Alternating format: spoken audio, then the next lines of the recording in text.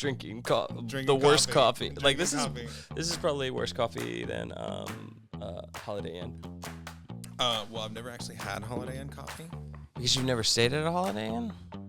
That's not factual. I think that it's because when I stayed at Holiday Inns, coffee was not a part of my regular diet. Oh, so you're saying an age thing. So as you've aged, you have become too good for a good Holiday Inn. Never too good. I think just too desperate to get to where I'm going to as quickly as possible. All right. Yes. Who are you? My name.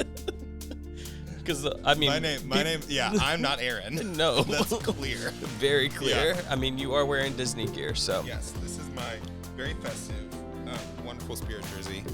Last year? 2 years ago.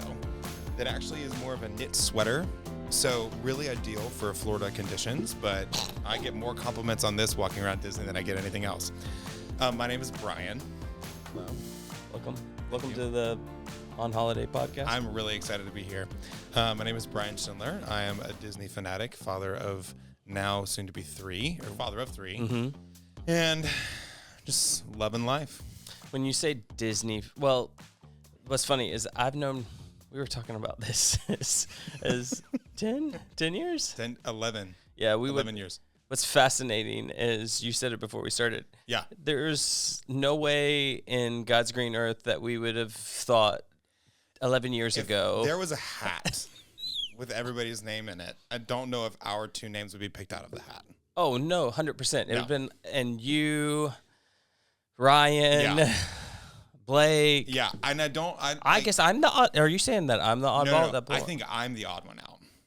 I have always been a Disney fan, and I've always loved Disney. I didn't know that. I have never had the financial means to be a Disney parks fanatic.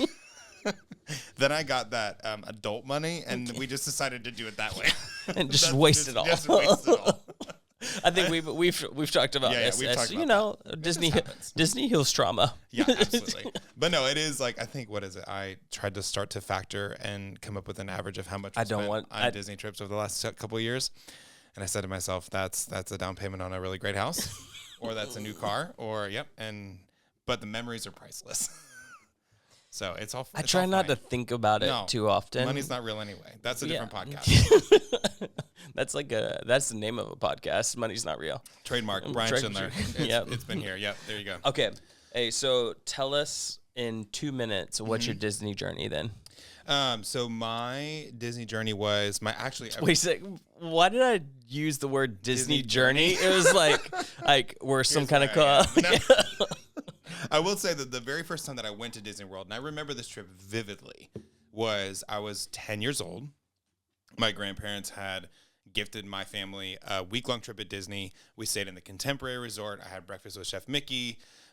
My dad and I went to Typhoon Lagoon. Like, dang, you went all out. We went hard. Like, I even had an autograph book. I remember this so vividly. Had an autograph book that I lost on Kilimanjaro Safari, and so we bought another one. And what was waiting on our doorstep by the time that we got home was the autograph book that was lost on the safari. Oh, dang. So, we're talking, real Disney magic. Yes. Right? Okay. So, before you figured out how Disney magic worked, right? That's fine. Money. Yeah, and then money in the Postal Service. So I have always loved Disney, and I've always loved Disney movies. I'm actually way more of a Star Wars fan than I'm a Disney fan. And so I don't relate. That's fine. And so by natural cause, when those two entities merged, I became a both fan. And so then, yeah, exactly. So then whenever... let's just take a moment. Okay, let's take a moment. Sorry, I can keep talking about it, but we can... No. The fact that I grabbed my... okay, this is a deep cut. This is deep cut. I'm a fan. This is a super fan. Yeah, this is not Yeti cut. This is a stolen super fan. Yeah. So this is with permission. Barely. With the permission of, I paid for my spot to go on, and it was closing, so I took it. This is a cup straight from the Halcyon, from the Chandelier Starline, from the Crown of Corellia. And it will be on eBay later tonight. Never in my life. It will always be. This will be a part of my living will that will go to one of my children. Yep, and they can duke it out for who gets it. But no, this is one of the dining room cups. This is my claim to fame. Yep. Okay, you're a Star Wars fan. They merged. Yep, they merged, and then honestly, it really just the first time that I went as an adult, my now wife and I were dating at the time. And we went, and I wouldn't say that we got bit by the Disney bug. I think we just started to realize, wow, this is actually a really, really special place. And so that was 2017. We didn't really have any intentions of going back. And then my wife's family, or her aunt, massive Disney family, like have been DVC members for 20 years. Oh, dang. They live in Tampa, so they go all the time. They're pass holders for every park in Florida. And they just started to key into, hey, this is actually a really special time to do this when you start having kids. And so in 2021, our oldest was 9 months old at the time. We went and we kind of bought annual passes on a whim. And then that started the journey. Yeah, what's sad is I texted you like 2 weeks later, and they had cut off. They actually had cut it off. This is also wild. We were supposed to go, or we were going for, I think 3 or 4 days. And my wife's aunt has been a Disney travel agent for a long time. She's like, hey, upgrade your tickets on the last day of your trip. That way you actually get like a full year. It's just one of those little hacks that everybody tries to maximize it. Which we tried to do. Hey, and that's fine. And so the night that we were, the first day of our trip, we tried to do that at Epcot. It kind of just got convoluted, and we're like, hey, we just are ready to go into a park. Let's just call it a day. Let's just do it later. So then we had tickets for the Very Merry after party that night, which was the first time they were doing it since it had closed for COVID. Yep. And so we were like, great, so let's go and try to get into the park early. And the only way that they were going to let us in early is if we went to guest services and bought annual passes. And so we did that at 7:30 p.m. At 9 o'clock p.m., they stopped selling them that night. And they didn't sell them again for another 18 months. Yeah, I think, like a year and a half. Yeah. We didn't get ours until April this year. We literally, by the skin of our teeth, bought them. And it wasn't even anything that we were thinking, like, we got to get these. But it was like, hey, this would actually be a lot of fun because for those who don't know, your children are free until they are 3 years old. Not until they're 2, but until they actually turn 3. And there's some people that fudge that number because it's not like you're going to carry a birth certificate around with you anywhere you go. But so we were like, okay, cool. This is the cheapest that Disney will ever be as we start to go as a family. And so we went, the first year we had annual passes, we spent 28 days on Disney property. Dang. Yep. And then I thought we were hardcore. Our son was 9 months old at the time, and it was just a dream. It was fantastic. Okay, that's an interesting, and there's two kind of thoughts I have. Yeah. Let's talk about that. You had a very young son, like 9 very months. Young child. Swear, still sleeping multiple times a day kind of child. Correct, yep. Which is like, me and Aaron talk about this as we talk about traveling with our kids as soon as they can. And you pretty much did that. But why Disney? Like, why did you do that? A couple of reasons. One, the main reason was at the time, Disney and Florida were the only place that you could really go. There was not, like, we have big dreams of traveling internationally as a family. Yep. We'd love to engage other cultures and immerse ourselves in other cultures, especially as a family. And at the time, Disney was the only place that was like, hey, come on and show up. Yep. We still had to navigate masks. We still had to navigate different attractions or different experiences that weren't open yet, but we were willing to try it because at that point in time, we were still a drive's distance away. And by drive, I do not mean like 30 minutes. No, like 6 and 7 hours. 8 to 9. Okay. Remember, 9-month-old, right? So, but it was still this idea of, hey, let's just jump down to Florida for a few days and just have a great time. And so that was really the main reason why we decided to do it, was say, let's take the next year of what we would spend on travel, going places, and just invest it into Disney. And I think for us, we didn't realize the impact that would have when we had such a young child, because you start to realize that you're introducing them. And then, like, so let me say this. I fell in love with it as a parent because I started to realize I'm not introducing my child to a form of entertainment. I'm not introducing my children to movies. I'm introducing them to an experience that will hold memories for our family for a lifetime. Yeah, like our oldest was like 9 months old when we started going. And so like we have pictures of him on the bed of the resort the first night that we always get there, and it became a tradition. And so I have these incredible pictures of such similar environments, but then seeing him grow and interact with those environments in a completely different way forced us to slow down and engage with it and interact with it in the same way. And so I think that my appreciation for Disney and my fanaticism of Disney only grew as my son came to understand more and more what was happening, right? And so I know that there are some people that say, like, you never know how a kid is going to interact with characters and all of that. And that's completely understandable. And you navigate that water. Like right now we're navigating the water of he now is at the age where he's like, I don't want to ride that. We're like, okay. So then you just it only gets worse. Yeah, you go down that road. But it was really fun. And I think that Disney is also one of the only places that I think it's like some kind of a percentage. It's like 80 to 85%. And I could be totally wrong of the attractions that they have no height requirement. So it's not like I'm taking our children who are infants and toddlers to Universal where they're not getting any experiences. A majority of Disney's experiences and attractions are designed for families. They're designed for kids or young kids. And it was always funny. We were never the person with the youngest child in the room. Like we met people who like 2 and 3 week old kids, which I'm not advocating for, like but I'm also like, hey, if you live there, go for it, because that's just a part of their family, right? And so Disney has now become such a special place for us because it's where we've seen sometimes, like with some of our kids, that's the only place that we have memories with them. And then for others, it's become such a conduit of this is such a tradition for us as a family to have this really beautiful place where we can engage so many different senses and we can engage so many different areas of the imagination. Because I love the immersive imagination part of it, that especially in today's day and age, it's really hard to create those on your own, or you're left with the devices of like, how do you then introduce imagination to a child when a screen or when a digital environment is the only time they've ever had that? Well, and what I hear too is that you're almost prepping your family for those immersive experiences that are like, that comes with international travel, because you're immersed into a different culture, different food, different people. I mean, it's like, and you go into Epcot. And that's, you take a kid and just introduce them to different foods, introduce them to different people, different languages, different cultures. And now you've got a child who doesn't have a collection of massive experiences, but has an introduction to the world is a beautiful place. There are so many people in this world that are wildly different than you are. And that's something to be celebrated. And then you throw on the dose of imagination, story, song, thrill, all of that. And it just kind of, I'm not going to say it paints a picture of the outside world, because that is the furthest thing from the truth. No, 100%. But what I think it does is it introduces that there is always room for play. There is always room for whimsy, and there's always room for excitement, no matter where you are.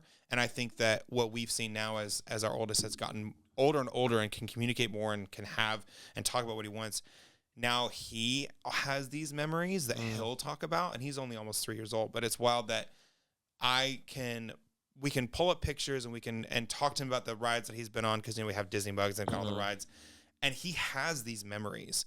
And we discredit people. I mean, I think not us, but like us as a culture tend to discredit children for not really understanding what's going on or comprehending what's going on.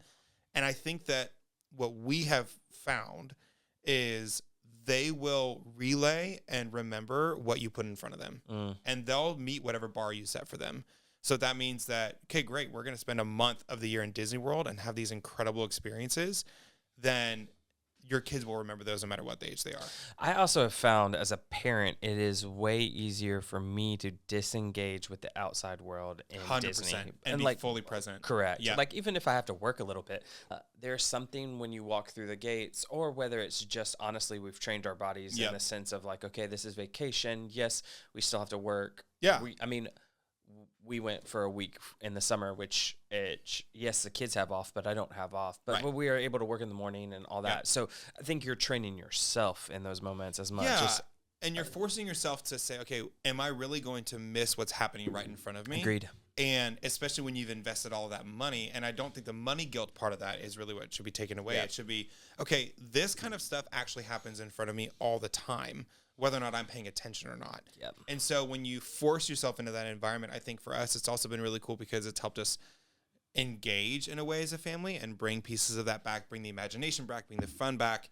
and enhance it with our everyday life. So I don't think that we necessarily saw Disney as a form of like, let's escape and let's go do this. It was more of a, hey, this is just what we've invested in, and this is what we decided, this is where we're going to spend the year. Yep. And it paid off for us exponentially. That's great. In more ways than I can say, because it brought back core memories that, for myself even, and for my wife, because she went to Disney as a kid with some really unique experiences. And so I think for us, it's been really cool to help bring that to life for our kids. Yeah, it's so funny because you guys have a different experience than me and Aaron, because me and Aaron didn't go. I mean, my first time was like when I was 33. That is wild. Yeah, like when you're talking about kids' memories, I'm like, yeah, I'm recreating that for my children right now. Right. Well, and I think that I never had Disney envy as a kid. Yep. Because I had one of those experiences. And when we were kids, it was once in a lifetime, right? Like you went to Disney World one time and it wasn't the massively consistently expanding entity that it is now. Yeah. And then as I got older, I don't think there was ever a part of me that was like, I can't wait to make enough money to do this for my kids. I think it was, this is what's available to us. Let's just take advantage of it. And let's just take it by the horns. And it really did become this fun sequence of, we get back from a trip.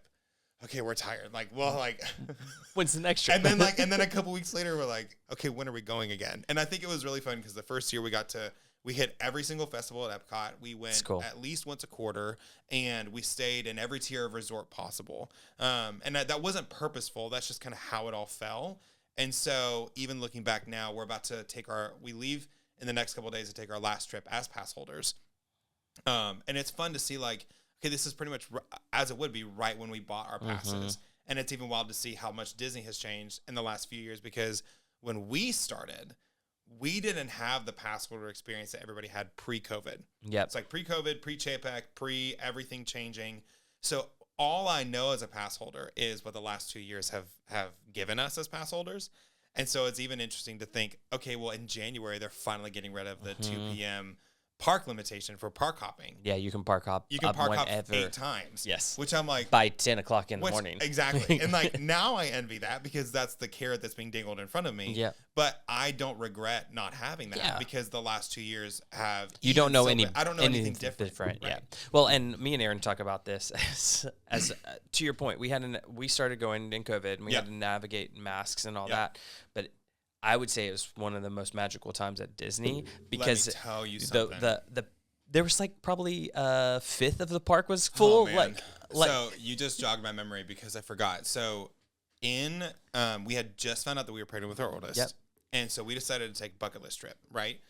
I, being the lifelong Star Wars fan that I am, wanted to see the Galaxy's Edge. And then my wife had recently become a huge Harry Potter fan, and we both wanted to see Diagon Alley. But like that was our big thing. Like we're gonna go to Universal to see Diagon Alley and Hogsmeade, and then we're gonna go to Magic Kingdom and Hollywood Studios. Batu. Right, and go see Batu. And so we booked that trip, and it was 3 weeks after the parks had reopened. So the parks were only open for Disney parks, it was 10 a.m. to 5 p.m. I remember this, Right? And that was back when, like, Rides of the Resistance, you had to be in the park to get your virtual queue because this was the first ride that they really tested that out with. But what's wild is that at Universal, we went and we got in at 8:30 in the morning. There was not another soul in the park. So I have pictures of Hannah on City Walk and going out, like, back, I don't even remember the name of the attraction, but, like, out near... like the Mummy attraction out near Transformers, there is not a soul. It literally looks like it's just dystopian future, right? But it was Universal at the time, and so then even Magic Kingdom. So like, all that to say, when we went in 2020, I think that's when we really started to think about like, oh, like this is like we were newly pregnant, and I started to think about what it would look like for me to raise our kids in a world where Star Wars is real, because I longed for that for so long as a child, for like. I want to see this place. It's in my imagination, and my imagination is rich, and it's wonderful. But I remember my emotional reaction seeing the Millennium Falcon for the first time, sobbing like a baby, and then like fast forward to the next year, and I'm holding my 9-month-old, and I'm walking up to the Millennium Falcon, and it was almost like the waters parted, right? Because people understood what was happening. That's the best part about Galaxy's Edge. Everybody understands the assignment, and like it was just this moment of thinking, like I can't wait to introduce him to this universe that holds so much meaning for me and story that holds so much meaning for me. And he gets to have an experience that I longed for as a kid, cool. Which is not to go to Disney World all the time, but it's to see in real life what it would look like for Star Wars to actually exist. Yeah, well, and also have that relationship and connection with you, too. Oh, my gosh, like, we talk about this a lot. A lot of millennial dads is yes, you're driven by sports, but I am not a sports guy. Like, sports, it's a joke between me and my wife's family because they're such a huge sports family, and I try my best. But it's also like, I'm not even going to try at some point because it's like, it holds no value to me. Yeah, 100%. Yeah. And okay, you talked about Star Wars, and I think this is a great segue. Oh, man. Because you were on, we did the Star Cruiser, like, the first year it was out, but you got to be on, like, the last month. It was like... So I was on the 5th to the last voyage of the Galactic Star Cruiser. So, like... God rest his soul. Emotions were real high. I know. I was getting text messages from you. Oh, man. I was sobbing the whole time. Okay. Oh, man. So, it's been a mixed bag. It's gone. It's gone. Let's first talk about your thoughts on it. Yeah. What you think they could have done different, and your prediction on where they're going. So those are our 3 assignments. Okay. So what were your thoughts? My thoughts on it, and I'll tell you this very truthfully. When I was on the Star Cruiser, my brain said, I never have to go to Disney World again because my Disney experiences have peaked in this moment. Like, they will never, ever be better than this exactly. And truthfully, it was it was awesome. I've now done everything that I ever want to do at Disney World. Mm-hmm. I don't want to go to Victoria and Albert's. I don't want to go to all these, like, that's great. But I got all of those experiences in a 42-hour time frame. Yeah. Like, so... It's Star Wars Youth Camp is what I like to call it. It was... And that's where, like, I think that whenever I came away from it, people were like, what was it like? Yeah. I was like, imagine a fully immersive, completely isolated escape room with the same people for 42 hours and fine dining and fine drinks with live entertainment. And people started to realize what it actually was. And so I think it was an absolute dream come true. Because, and a lot of people have said this, that was, I feel like, the culmination of what Galaxy's Edge was originally promised to be. And that's not my own original thought. That is stolen from everybody out there but I think it really does resonate with people who were so excited for Galaxy's Edge. So I think that the Star Cruiser was very much ahead of its time, another shared sentiment. And then I think that it was something that I don't know if now it could ever be anything that I don't think it could ever be the same kind of experience ever again. What do you mean? It was a first of its kind, and I think that the subculture of it, because again, you and I went at 2 very different times. You went within like the first few months of it opening, so everything was still brand new. I went when it was closing, and let me tell you something. So one of the things that we've talked about the differences in our experiences is what I came home with. You came home with merch, which I did come home with merch. I came home with like treasures. Oh yeah, people were making stuff. Like, people were like, and this was something that I like. So I will say this much: I knew all of the main story things because, of course, I was obsessed with it. I never thought that I would ever go on it, purely because I never thought that I would have the chance. So I just dove straight in to understand like what the story was, what was happening. So I knew like the main story arc. The thing that surprised me most is the subculture of Halcyon passengers, because the idea that people would spend months, if not a year, hand making or hand creating different trinkets for their specific cruise groups or voyage groups to then just give out. It impacted me so much. I just started giving away pieces of my costume because it was like, this is just so fun to be able to tell somebody, you made my experience so special. You made this so much fun and so memorable for me that I want you to take this with you. It is almost like what we hope the human experience would be. Literally. And truthfully, it was such a beautiful thing of you come around a shared, you call it like a shared love of something, shared enjoyment. You create core memories, you solve problems, you get into danger, because it's not real danger. Yeah, controlled like danger. Right, controlled danger. Oh, man, there's a parenting book in that one. But it really does show that there's a beautiful piece of it because you got people telling their Star Wars stories, and then it only took 3 seconds to get into their real story of like, who are they? What do they do? Who are they? What's their family like? What has led them to that moment right there? Like, why is this so important to them?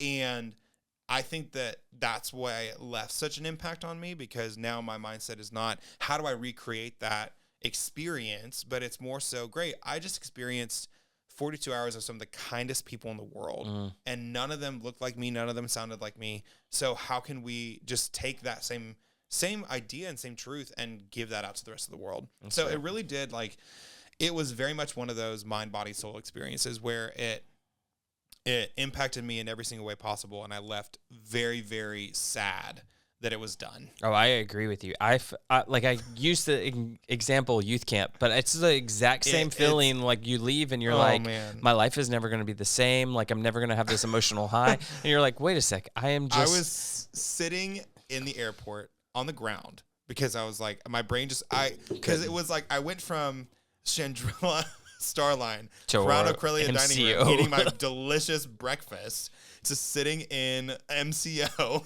in a terminal, right? And it like had that moment where it's like, what just happened? Yeah.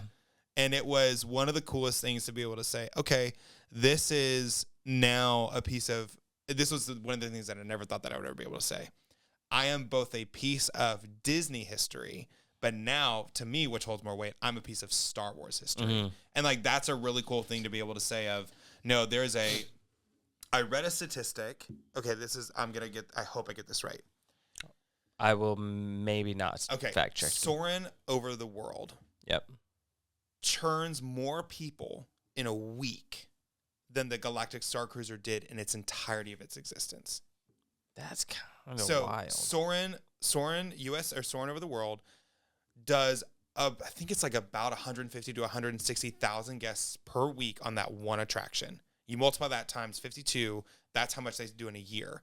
In the 18 months that the Star Cruiser existed, they did around, I think, 160,000 passengers. And that's if every voyage was fully booked, which was not the case. Yeah. So it's even less than that. So to think about like how many guests per year go to Disney World or go to a Disney property, like we are a part of a really, really, really small focus group. Oh, I mean, 100%. Yeah. Like I made you get me a new Magic Band. There was a merch exchange. Yes, there was a merch exchange, and I needed the black one because I have the white one, and I won't buy another Magic Band. Like I will never use my white Magic Band. Like because I'm like, that I know that I did this. Yeah, and it's even wild. There was a group on our cruise that made a band called the Womp Rats, and they also took really, really popular old folk songs and replaced them with Star Wars lyrics. So instead of, what is it? They basically made "He's a Jar Jar After All." Oh my gosh! Right, and so we sang that to Lieutenant Croy, and that created an entirely unique reaction from him, an entirely unique experience in our group that only we ever got to see.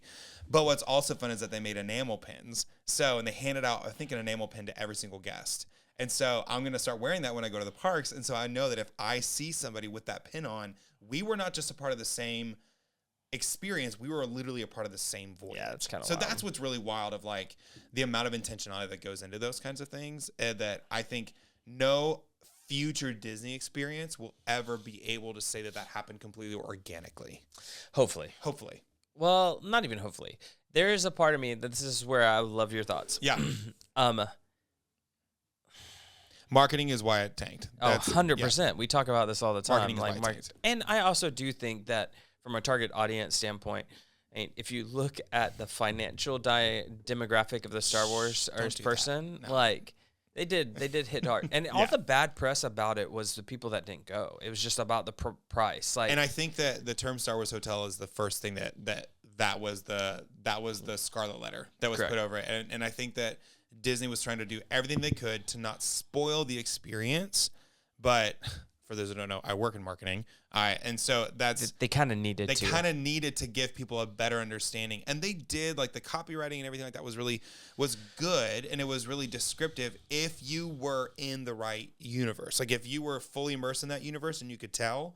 But there's a huge gap of okay, great. Instead of a microscopic percentage of our daily attendees, what if we just even increase it to 5 or 10%, right? Yeah. And so then it's like now you have tens of thousands of more people who'd be willing to do it.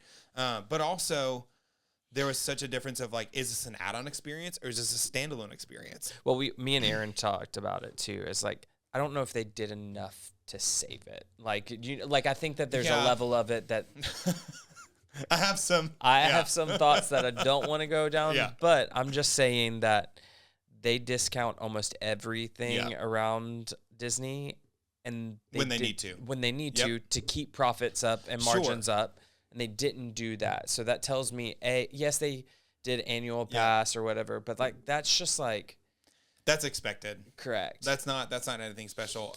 And it's funny. So quick story about how I even got on the Star Cruiser.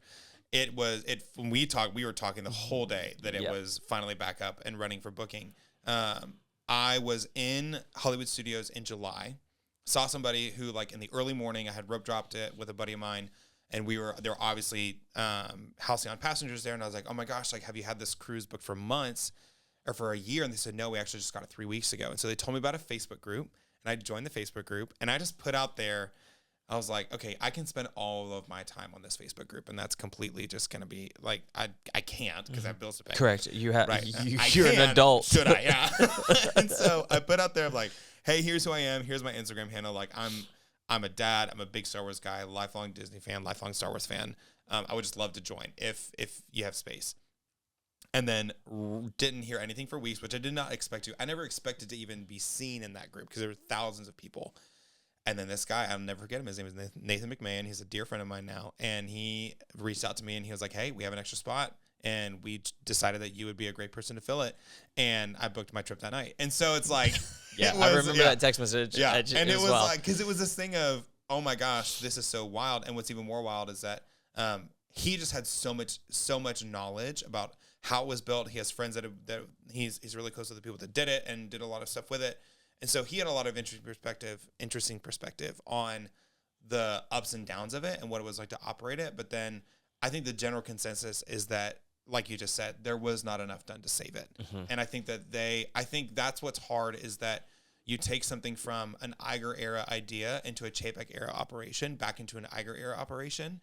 And it's like, if there's not passion to keep that experience alive when the handoff happened, then it's already got a death sentence before it even starts. Mm-hmm. And so that's my thought about it. One of my thoughts about it of like, it just didn't fit within the idea, the ethos that Chapek may have thought that Disney should have. But my also idea is, okay, well, what happens when people see the impact of this, which we can go into the future of it, see the impact of this and start asking for experiences like this that might not be franchise specific, but more like experience specific. Well, I mean, you already see it starting to happen with Bridgerton, like Christmas balls. Oh, like Harry Potter did balls. Oh, did Christmas balls like worldwide. Yeah, and they're doing it in London, like in the whole experience there. What is it? DreamWorks. I think DreamWorks just built the Shrek Swamp. Oh, I didn't know that. In Scotland, and they auctioned it off to Airbnb, and like. So and Bluey just did a thing in Jurassic World has something out in, I think it's Australia right now. I didn't know that. Yeah, so like these experiences are so sought after. The interesting thing about Disney is that they have the ability to make it an overnight, multi-night experience, but they put it behind a really big paywall. So I don't think the cost was necessarily the biggest reason why, but I think that the way that you line up the pitch to show the cost, that is where I think the real disconnect happened. I also think the disconnect happened with barrier to entry to buy tickets. Yes. Because I think if they would have built a online platform instead of calling, like I know they wanted to be shocking. Yeah, like I know that they wanted to make it a really cool experience, talking to educated cast members that knew about it, but I think the impulse, like knowing how America works, and I'm not saying that this is good or bad. Disney is the world of impulse buys. Correct. I don't need $20 balloons, but do I buy one every single time? Correct. 100%. Well, and to your point, like you leave Disney and you come back and you start thinking, maybe I could go back. Let me look at it. Oh, there's a deal on Art of Animation, $800. Oh, I think I can justify that. Yeah, like, and so like that. All okay.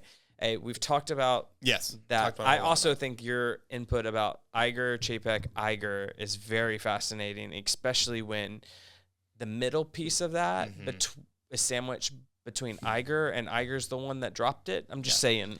I know, and I don't know if that's like. I think that was more of a like, okay, this is already a sinking ship, and it's and I think that's where it's hard when, and as entrepreneurs we understand this at a really microscopic level. Yes, I don't understand the $1 billion company. When things aren't working and when they're handed to you and they're not working, you have to make the hard decision of, okay, do I keep this going or do I let this go? And I think that when Iger came back in, it was already not working. Yeah. And so I think that like that's where the machine of Disney is hard, where it's like, here's a really, really nostalgic thing. I mean, this was people when the Great Movie Ride was taken out of Hollywood Studios. Like they needed to introduce some new IP.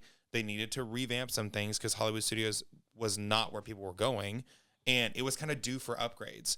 I never got to go on the Great Movie Ride. I've only known Mickey and Minnie's Runaway Railway, but I know that there are still people that refuse to go on it because they are movie ride purists. So that's where it's like, that's where you are working with emotional currency and not just actual currency, and that's not a fun place to be in. Yeah, we can get into all that. Okay, where do you think it's heading? Or what's your hypothesis? I mean, we are experts, of course. Clearly. I'm not a tax law expert or anything like that, but so I'm pretty sure that because they took a loss on it, it cannot come back in any way, shape, or form as to what it was when they took a loss on it. So I think that what I could foresee it because here's the hard part. It is a hotel, but it does not operate like a normal Disney resort. You cannot say, okay, this is just going to flip into a Disney resort. There's no actual check-in. There is no like desk. There's not enough there for it to operate like a Pop Century or to do anything like that. They could probably flip it. They could flip it quickly, but as it stands right now, it's just not in the same level of operations. What's also really interesting is that the way that the cast were trained is very different than another cast member is trained, because they were trained in all areas of guest experience, and not even just cast. I'm talking about like blue shirt crew, right? Who are also cast, but they were also trained in the art of improv and guest services and food service and all of that. So you had a team of almost elite cast members who were so committed to Universe, who might not necessarily, it would be really hard to find that same level of immersion throughout the rest of cast members, because it's like these were people who were hyper passionate about Disney and in Star Wars, and so it's just different there.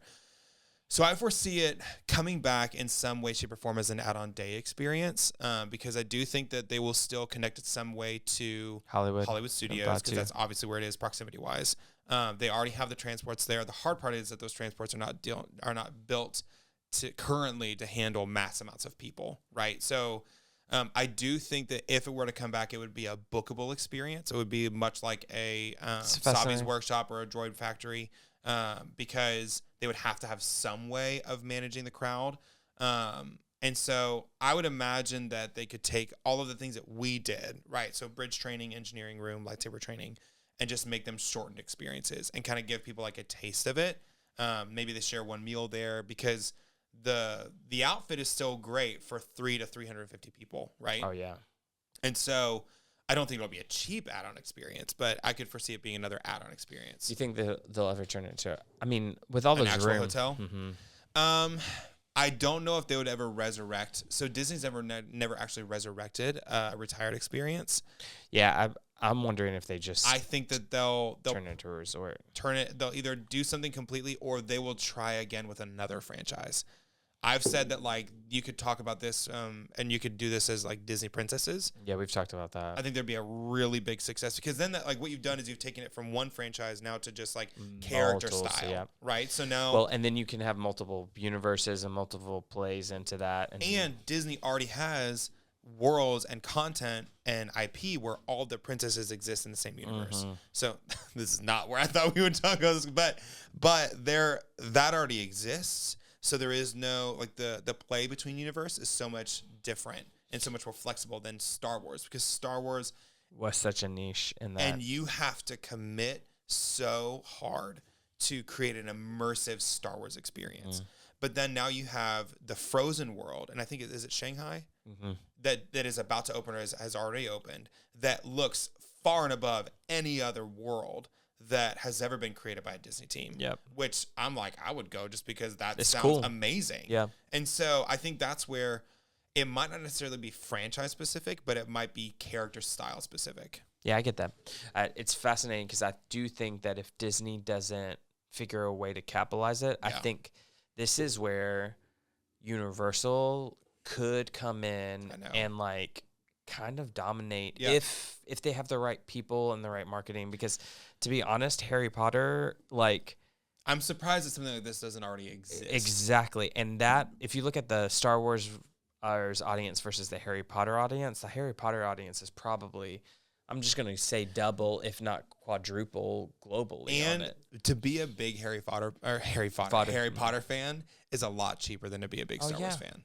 Because like you think about Harry Potter cosplay or Harry Potter props are far and above, or are completely cheaper than Star Wars, because it's normal everyday clothing. Well, and you imagine, I'm just breaking down, like, even the way you get to the I've got so many ideas for Universal. Like, Universal, if you ever need consultants. Well, if you could build a water boat ride to go into Hogwarts with 3D Unreal, like, as you're going, like it could. Yeah.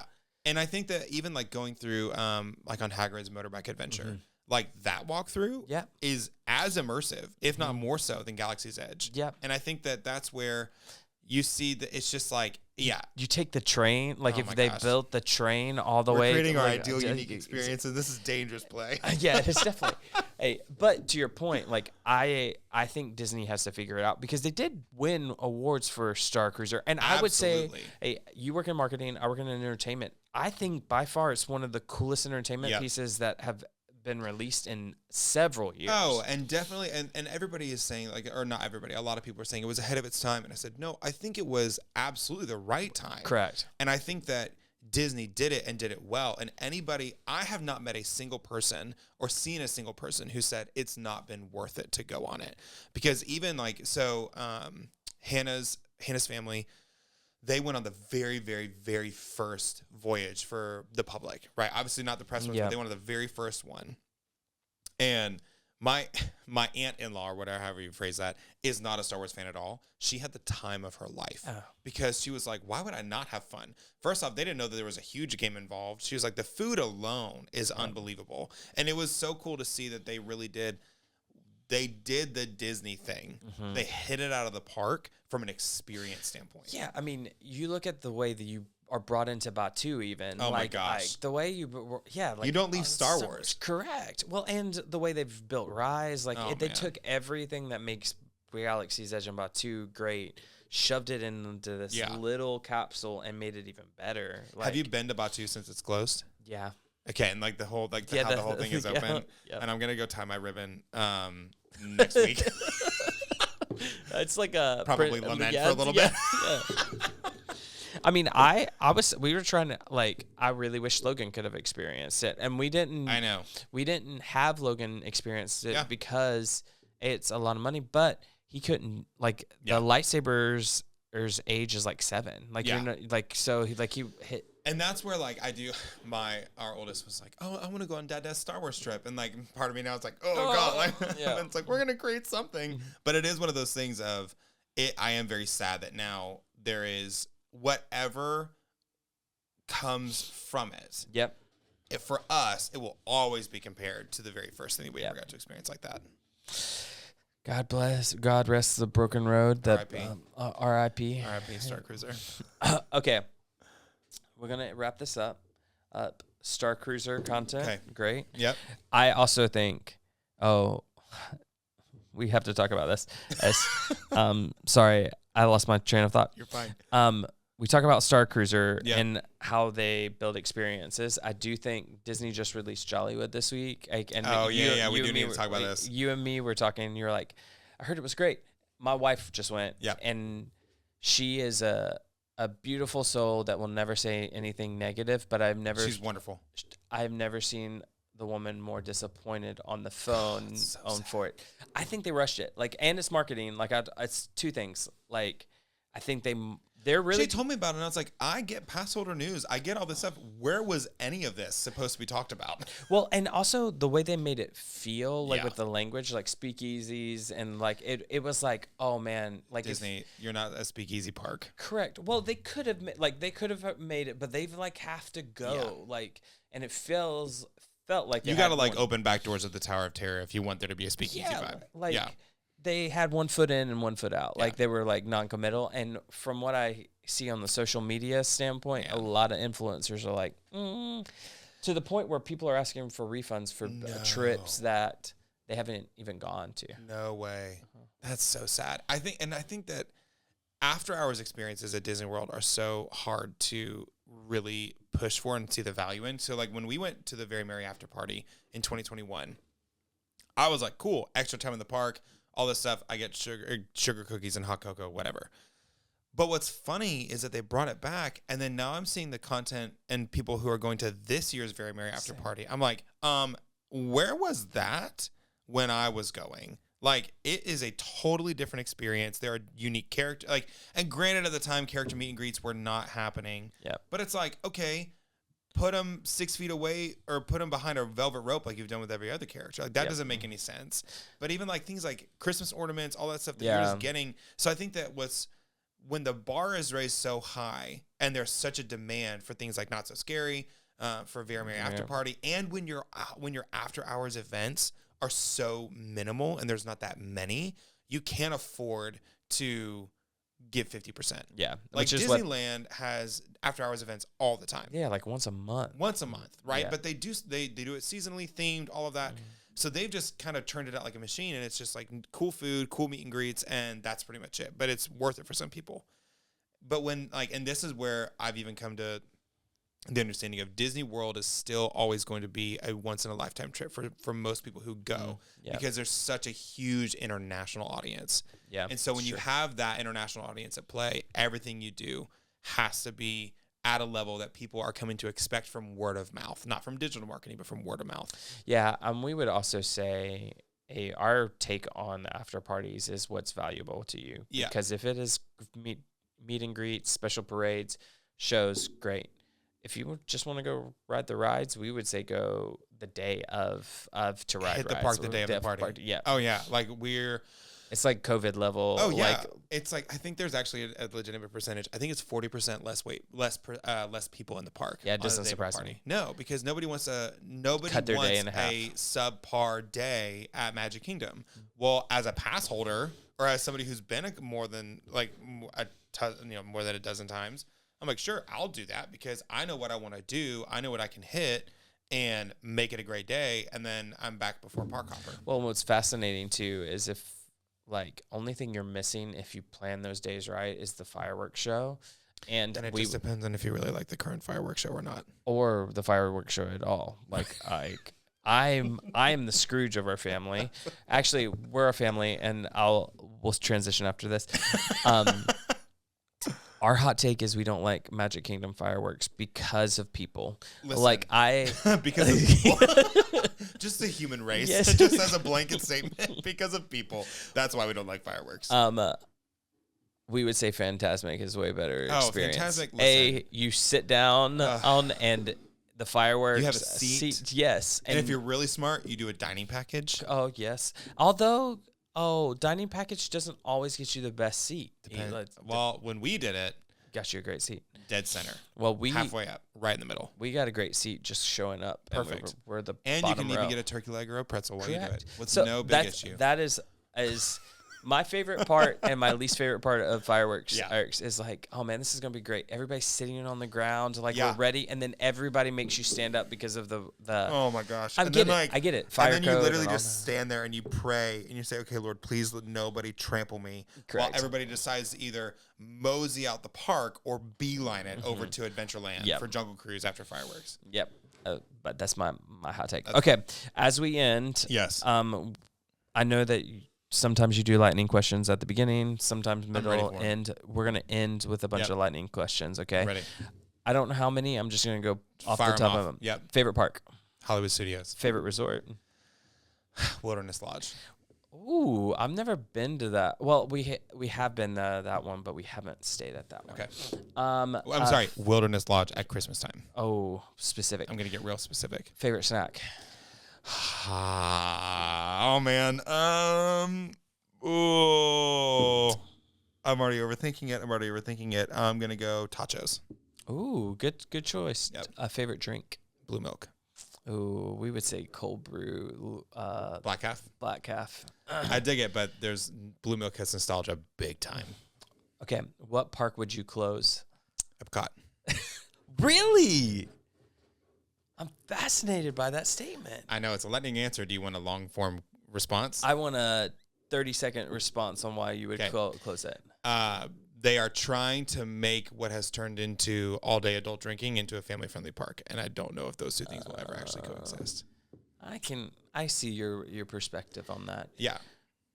But you got Guardians. True. I would sacrifice Guardians. I love Guardians. Guardians is top Disney attraction for me. Correct. It's the best roller coaster. It is the best. It's the best attraction in Disney World from a thrill perspective. Every time we go to Epcot and try to give it another try, we're disappointed. Interesting. We love it. That's just fine. Which park would you close? Animal Kingdom. I get it though. Although with what they're doing with it, like it's exactly what you said with Hollywood Studios. Yep. Like I think that they're trying to revive it with Indiana Jones, Encanto. Which there's a lot of people who don't want an Indiana Jones on the East Coast. We're going deep Disney culture here. Mm-hmm. People want new attractions. They don't want copies from one park at another park. So yeah, I see what you're saying. So like they don't even want reskinned attractions at another park. So like even I get that. Yeah. So like there's a handful like Ratatouille from a Disneyland Paris to an Epcot. That's a fair play. That's an unbelievable attraction. It was the first trackless one, so that makes a huge difference. But they're taking the trackless technology and applying it now. Beauty and the Beast over in Disneyland Shanghai. No, Disneyland Tokyo Disney.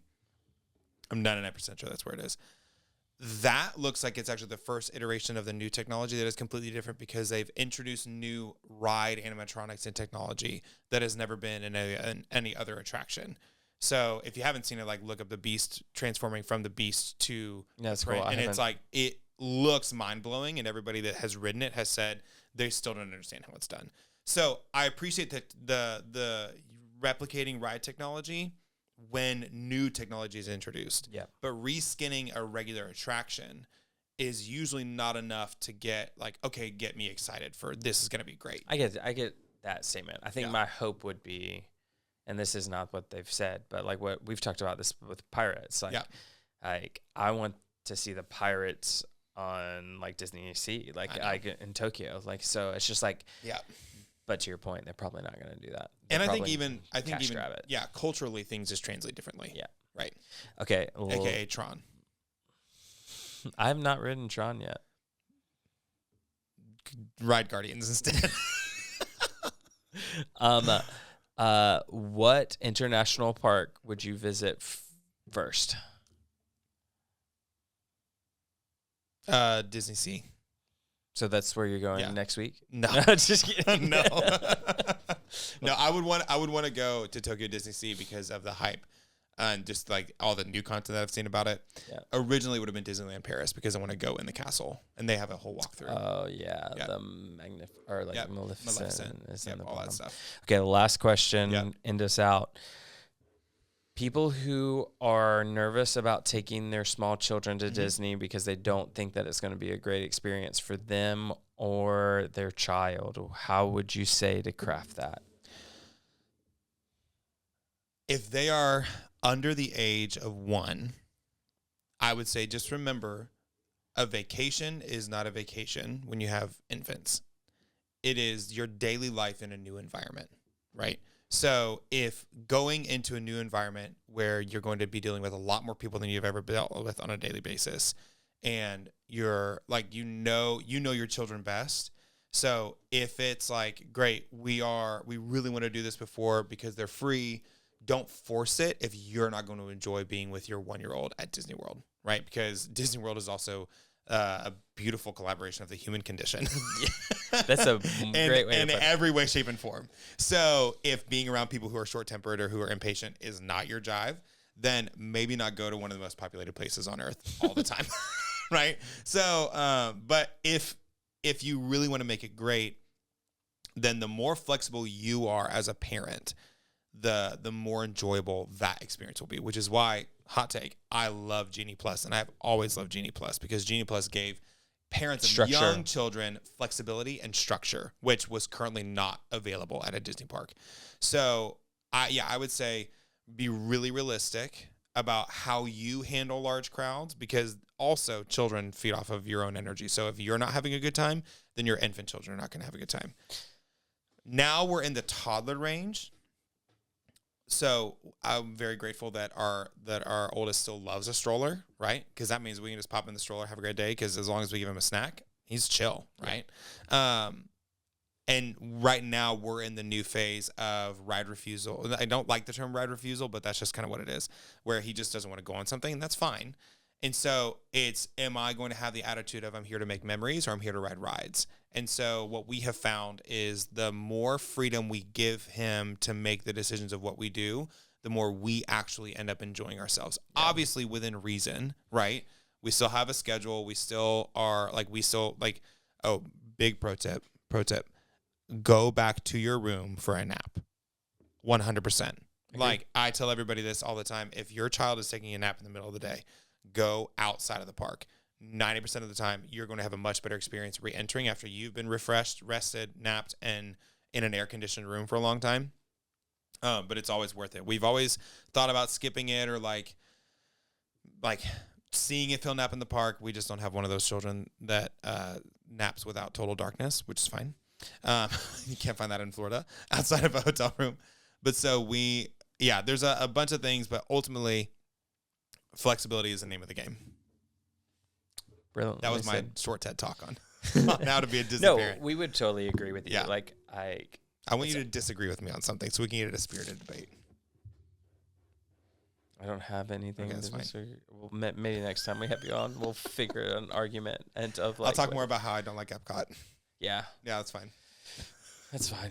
You've had one bratwurst. Well, I forgot to ask you this as the last thing that is a hot take of mine, not a hot take. What's your favorite mode of transportation in Disney? Skyliner. Oh, yeah.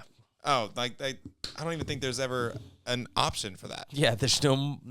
You don't have to deal with people. It's pleasant from a temperature standpoint. It's consistently air conditioned. Yep. Through the breeze, and you don't have to fold your stroller. Oh, when you are a Disney parent and you have infants or you have young children who need a stroller, the curse of folding the stroller is ever present. And that is one of the hardest parts that we experience at staying at Coronado Springs.